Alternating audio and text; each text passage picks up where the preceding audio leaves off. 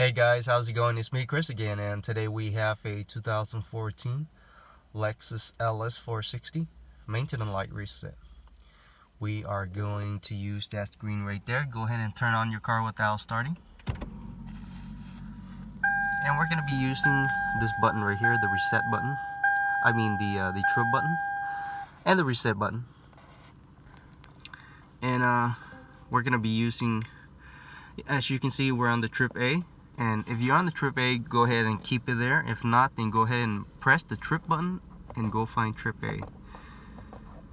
Just like that. Now, when you get to trip A, go ahead and turn off your car. And now press and hold the reset button and turn your car back on without starting. And you should see your resetting maintenance data flashing just like that. And now it's complete. Guys, make sure you click that like. Thank you for watching. I'll see you next time. Bye bye.